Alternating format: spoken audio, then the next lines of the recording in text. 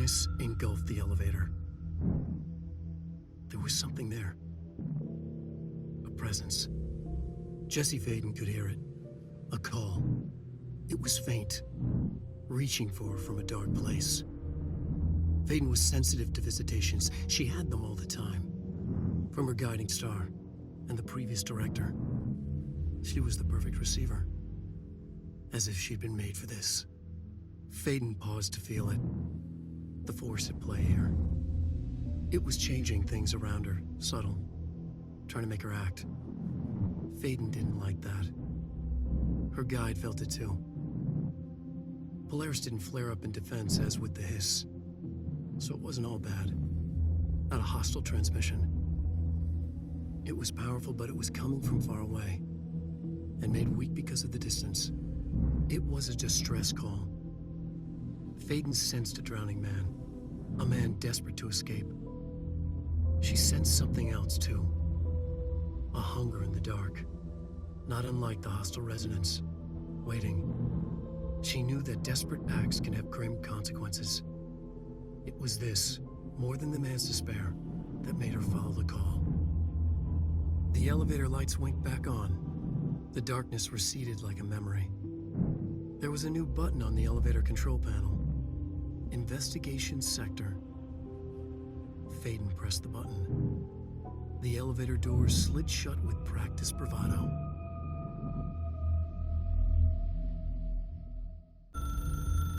Dr. Emil Hartman was desperate. The Federal Bureau of Control had stolen his life's work. This was his last chance, his final experiment. What he'd been too scared to do before. Hartman dove into the lake, was taken, devoured by hungry darkness, became the thing that had been Hartman. Only an echo of him remained, fragmented impulses on autoplay, violent, bloodthirsty darkness in the driver's seat. Emerging from the lake, the thing was captured by the FBC, brought in, contained, studied. The thing broke loose, killed everyone it could. The FBC fell back and sealed the sector. The thing was alone in the dark, lurking, roaming, waiting. Then something else came. Not darkness, but similar enough. A sound. A resonance. It shouldn't be a surprise. If there's one, why not another? The darkness inside the thing could have been immune, could have resisted, fought, could have been passed by, passed through with no effect. But it didn't, and it wasn't. Maybe it had grown weaker over time, not aged. It was timeless, but weaker with no link to its source. A metamorphosis followed. The thing that had been Hartman went through another change.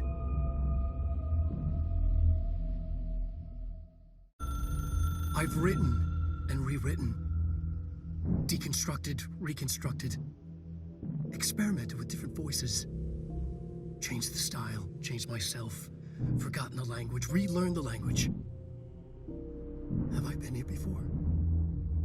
Gone down this path before? The darkness wants to hide the past to make me lose my way. You must know where you've been to know where you're going. I trust what I read on these pages. I wrote them for a reason. My notes to myself. The only way to make progress, recap, then write more. The style then. Lose the fat. Make it clear. Ugly. Functional. Present, be blunt. Only the brutal truth. Cut through the reality, tear it apart, rewrite it.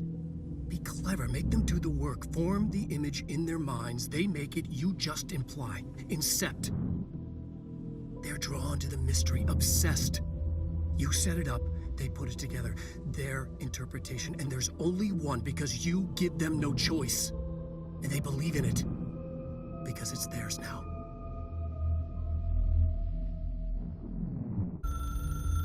The resonance carves its way through the thing that had been Hartman, vibrating, remolding.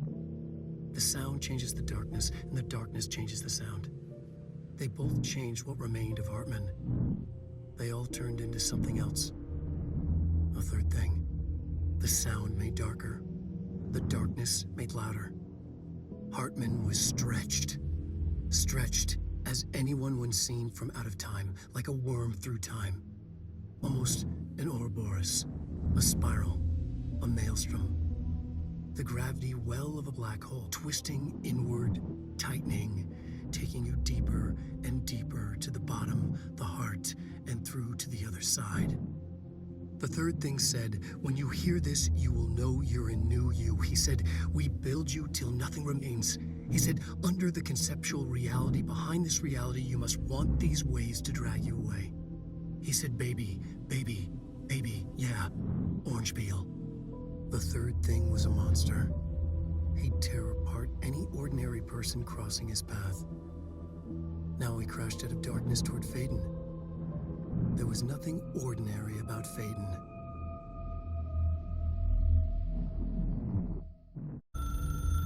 The Valhalla Nursing Home. Founded in 2014 for Odin and Tor Anderson of the Old Gods of Asgard fame for their twilight years. Built after the Return Comeback tour, flip-flopped to be their farewell tour. Cut short, canceled, to the chagrin of their agent Barry Wheeler.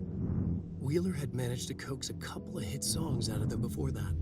Balance Slays the Demon, a couple of others, 3 massive stadium-sized gigs. The old men rocked like they were possessed by the devil. Like their namesakes, the backstage parties got out of hand. The air was thick with smoke. Wheeler squinted, his migraine flared. Booze and drugs, a rock and roll cliche. They ran off after every gig. Wheeler had security track them down to the craziest after parties. The Andersons were so old. Vampires, princes of fucking darkness. After every gig and the rampaging party that followed, it took them weeks to bounce back. And they never did completely. Each time Wheeler expected them to croak. It was that bad. After the third gig, Wheeler couldn't take it anymore. Couldn't stomach the idea of another client dropping dead on him. Wheeler canceled. Called it off. It was over. After the Old Gods comeback tour was canceled, Wheeler set up a foundation with the money from the record sales of the Greatest Hits album and the gigs. A lot of money. Wheeler was good at his job. Wheeler set up the nursing home facility. The old men deserved it.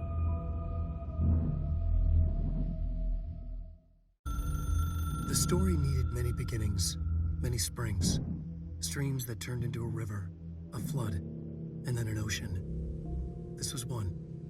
Wake used the materials he had, the connections he had, the people, the places. Wake put them in to make it true. His wife, the psychiatrist, his city. These connections, like magnets, move things. Alice was a conduit. She'd been in the dark place. The thing that had been Hartman sensed her near, sensed Wake through her. Went berserk, broke loose. Wake made sure Alice was already gone by then. Safe. The more springs, the more the story became real. The more people believed. Cause and effect. It was extremely delicate and hard work.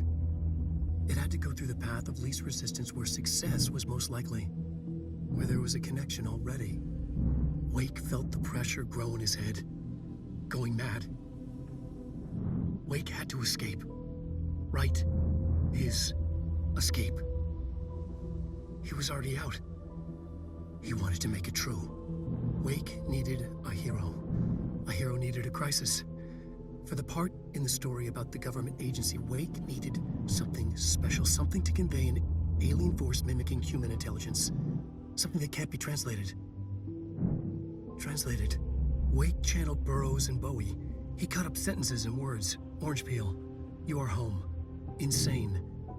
He put them in a shoebox. He pulled out the words. Wake created a Dadaist poem. He'd try anything once. Or had he tried this before?